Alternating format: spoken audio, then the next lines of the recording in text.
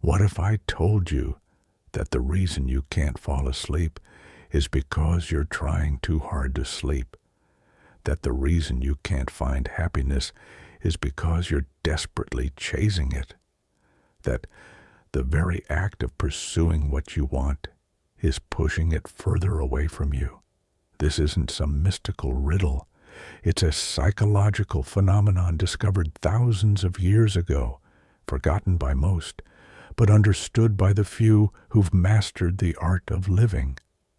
Welcome to the backwards law, the ancient principle that will flip everything you thought you knew about success, happiness, and peace upside down. There's a paradox hidden in plain sight, woven into the fabric of human existence. We've been conditioned to believe that more effort equals more results. Want to be happy? Chase happiness harder. Want to be confident? Try to be more confident. Want to sleep? Force yourself to relax. But here's the unsettling truth. This approach backfires almost every single time. The backwards law, a concept popularized by philosopher Alan Watts and echoed through Taoist philosophy, Buddhism, and even modern psychology, suggests something counterintuitive. That the more you pursue something, the more it eludes you. The harder you try to feel a certain way, the more that feeling slips through your fingers like sand. Today, we're diving deep into this ancient wisdom. We'll uncover why your efforts are sabotaging you, how to stop fighting against yourself, and how embracing this paradox can unlock a life of genuine peace, confidence, and success. Let's begin. Section 1. The core principle. What is the backwards law? Imagine you're standing in quicksand. Your instinct screams at you to struggle, to fight, to thrash your way to safety. But the more you struggle, the faster you sink. The solution? Stop struggling, relax, spread your weight, move slowly and deliberately. This is the backwards law in action. The backwards law states, the more you try to force a positive experience, the more you amplify the negative experience it's meant to replace. Let me break that down. When you desperately want to be happy, what are you really saying to yourself? You're saying, I am not happy right now. You're reinforcing the very state you're trying to escape. Every effort to manufacture happiness becomes a reminder of your current unhappiness. When you're lying in bed at 3 a.m., anxiously trying to fall asleep, what happens? Your desperation to sleep keeps your mind active, your body tense. The harder you try, the more awake you become. Sleep comes only when you stop trying, when you let go. This isn't just philosophical poetry. It's backed by psychology. When you fixate on achieving a certain emotional state, you create what psychologists call experiential avoidance, the tendency to avoid, suppress, or control internal experiences. Research shows this doesn't just fail, it makes things worse. Trying to suppress anxiety increases anxiety. Forcing yourself to think positive thoughts amplifies negative ones. The backwards law reveals a fundamental truth about human psychology. You cannot force spontaneous experiences through effort alone. Love, joy, creativity, confidence, sleep. These are not achievements to be conquered. They are states that arise naturally when you create the right conditions and stop interfering with the process. Section 2. Why we fall into the trap. The effort illusion. So why do we keep making this mistake? Why do we insist on pushing harder when it's clearly not working? The answer lies in how we've been programmed to think about success. From childhood, we're taught that effort equals results. Study harder, get better grades, work longer hours, earn more money, train more intensely, build more muscle. This logic works beautifully in the material world. If you want to build a house, more effort generally produces more results.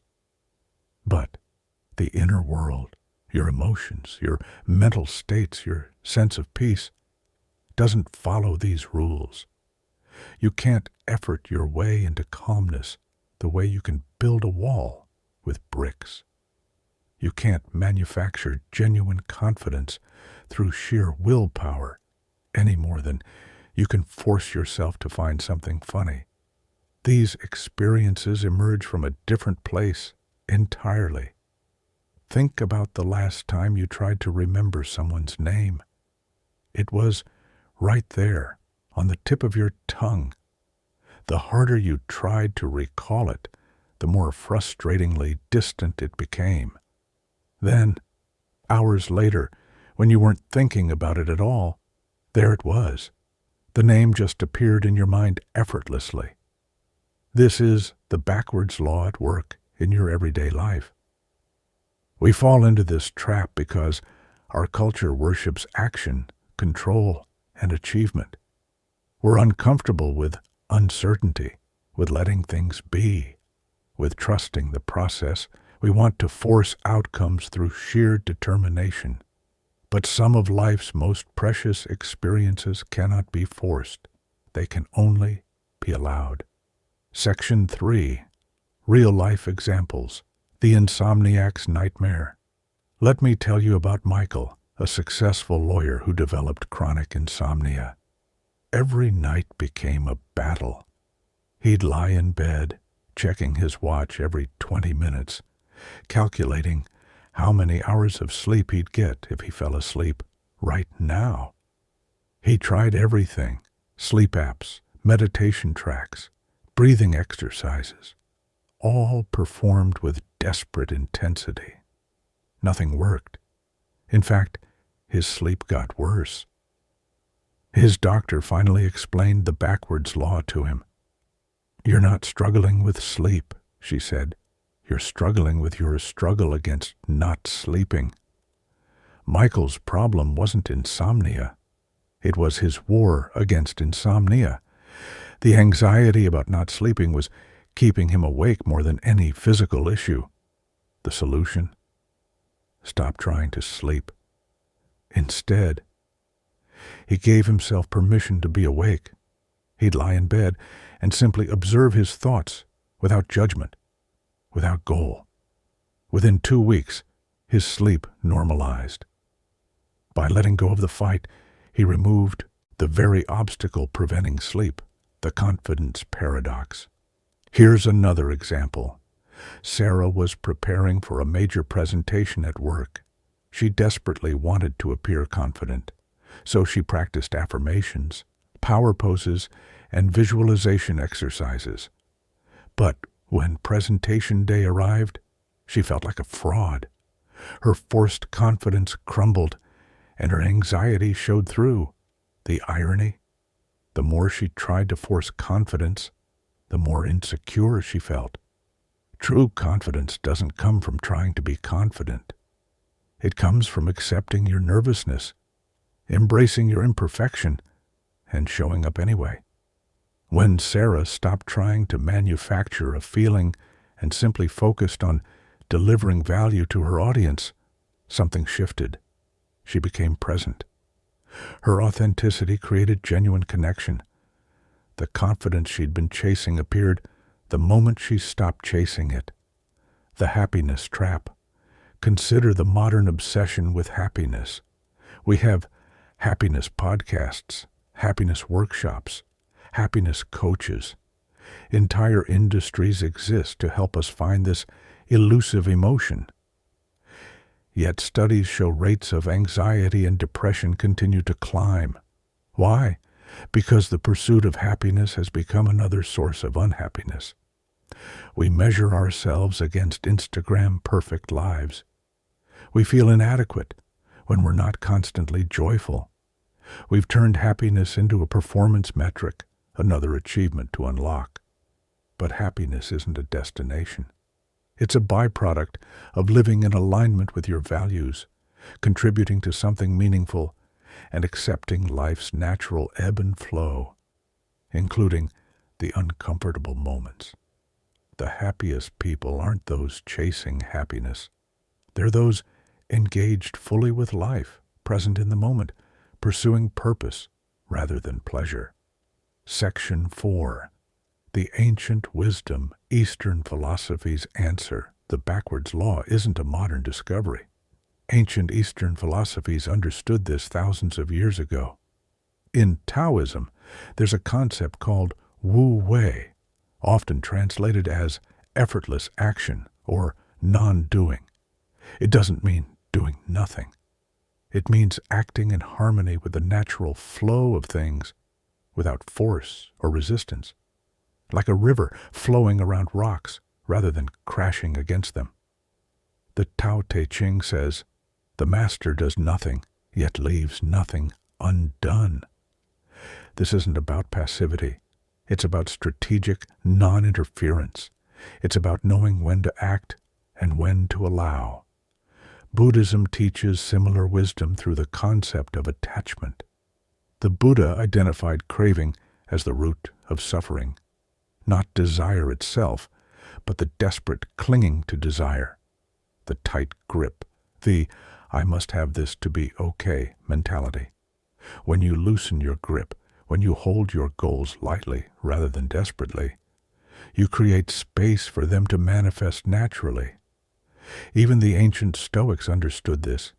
They distinguished between what's in our control and what isn't.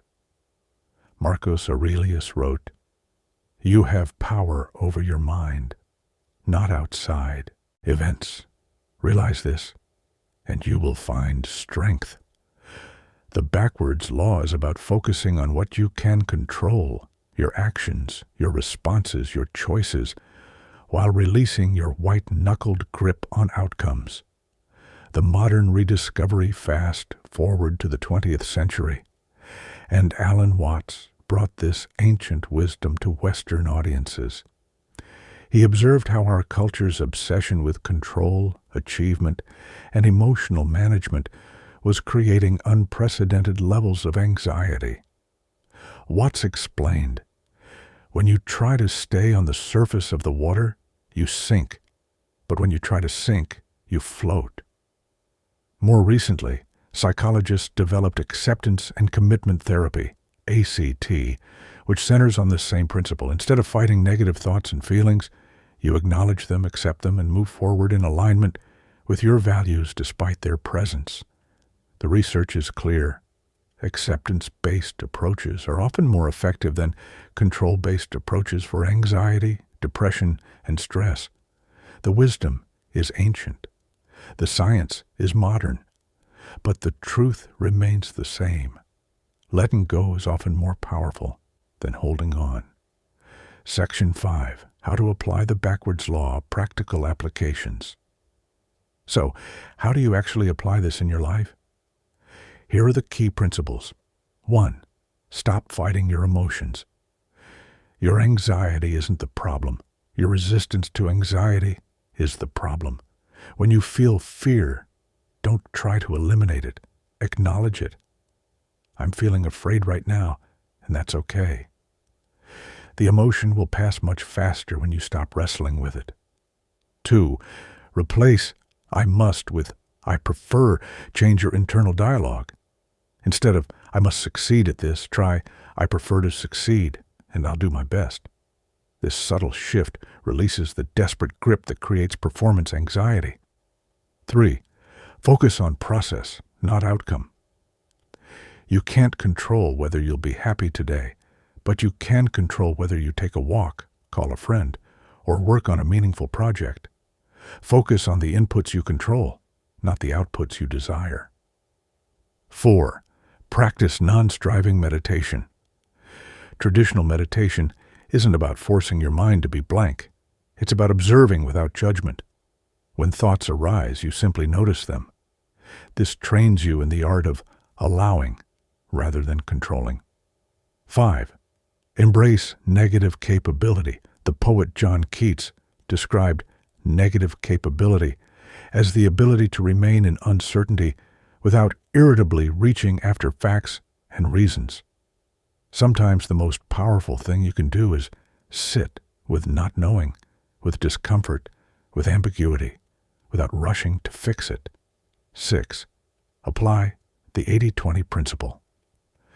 Often, 80% of your results come from 20% of your efforts.